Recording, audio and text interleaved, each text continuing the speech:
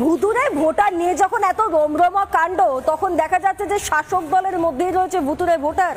আগে হ্যাঁ, বনগাঁর পর এবার পুরুলিয়া, দুটো বিধানসভাতে একজনের নাম। তিনি কে? তিনি একজন তৃণমূল নেত্রী। পুরুলিয়াতে দুই বিধানসভা কেন্দ্রে একজন ভোটারের নাম, তিনি আবার একজন তৃণমূল নেত্রী। দেখুন সেই ছবিটাও দেখুন। রঘুনাথপুর বিধানসভা, বলরামপুর বিধানসভা, ভোটার লিস্টে দুই বিধানসভায় নাম রয়েছে রুবি মুখার্জির। রুবি মুখার্জি কে? রুবি মুখার্জি শাখা গ্রাম পঞ্চায়েতের তৃণমূল সদস্য। রুবি মুখার্জি বলরামপুরের লাগদা গ্রামের বাসিন্দা, বিবাহ সূত্রে রঘুনাথপুরে থাকেন। ভোটার তালিকা স্ক্রুটিনি করায় বিস্ফোরক তথ্য, রীতিমতো বিরোধিতায় সরব বিজেপি। এবারে রুবি মুখার্জি, যিনি একজন পঞ্চায়েত সদস্য, যার দুখানা বিধানসভায় নাম রয়েছে, তিনি নিজে কি বলছেন শুনুন একবার।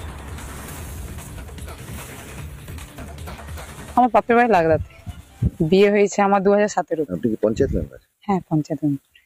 কোন গ্রামের কোন পঞ্চায়েত? শাখা পঞ্চায়েত। কোন জায়গায় ভোটার লিস্টে নাম আছে? হ্যাঁ, আমি তো এখানে যখন অ্যাপ্লাই করি, এখানে তো বাতিল করতে বলেছিল, বাতিল হয়নি সেটা আমার জানা ছিল না। আপনি চাকরিটাতে এই পঞ্চায়েতের ভোটার লিস্টে নাম আছে সেই হিসেবেই পেয়েছেন এই গ্রামে? না না, ওই হিসাবে না। আমি তখন আমার এখানে নাম ছিল না না, আমি সেটা বলছি না। যখন আমি পরীক্ষা দিয়েছিলাম তখন আমার এখানে নাম ছিল এবং তখন সেইভাবে আমাকে ডাকা হয়েছিল। তারপরে আমি ওইখানে আবার নামটা চেঞ্জ করি। প্রশ্নটা হচ্ছে, যিনি একজন পঞ্চায়েত সদস্য, যিনি একজন তৃণমূল নেত্রী, তার তো জানার কথা যে দুটো জায়গা কোনোভাবেই নাম থাকতে পারে না। যাই হোক, এ বিষয়ে গ্রাম পঞ্চায়েত প্রধান তিনি কি বলছেন আপনাদেরকে শোনাবো একবার। আমাদের মেম্বার উনি কি আসেন? হ্যাঁ আসে, মিটিং টিটিং অ্যাটেন্ড করে। দু জায়গায় ভোটার লিস্টে নাম আছে, না না, অ্যাপ্লাই করেছে, কিছুদিনের মধ্যে চলে আসবে। দু জায়গায় এখন নাম আছে, দু জায়গায় বর্তমানে আছে, কিন্তু ভুল অ্যাপ্লাই হয়েছে, অ্যাপ্লাই করেছে স্বামীর নামে, বাবার নামে চলে এসেছে। এটা আমাদেরকে আগে জানিয়েছে, যখন মেম্বার হয়েছে সে সময় আমাদেরকে জানিয়েছে, অফিস জানে।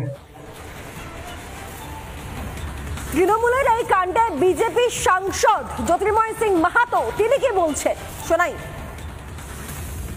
মাননীয় মুখ্যমন্ত্রী এখন সিঁদুরে মেঘ দেখছে। সামনে যে বিধানসভা নির্বাচন, সেই নির্বাচনে উনি সম্পূর্ণভাবে বুঝে নিয়েছেন তার বিপক্ষেও আসন হবে কিনা। কারণ বিপক্ষে আসনে থাকার জন্য 30টা আসন দরকার। আর সেই কারণে এর আগেও যে নির্বাচনগুলোতে মাননীয় মুখ্যমন্ত্রী মমতা ব্যানার্জি তৃণমূল নেত্রী হিসেবে বাংলাদেশের যারা অবৈধ ব্যক্তি, যারা এখানে এসে নাগরিকত্ব নিয়ে ভোটার লিস্টে নাম তুলিয়েছে, কে করে দিয়েছে? মমতা ব্যানার্জি, তার দলবল। তার সঙ্গে কি ছিল? রোহিঙ্গা। আর তারই একটা উদাহরণ আমি বলে দিচ্ছি।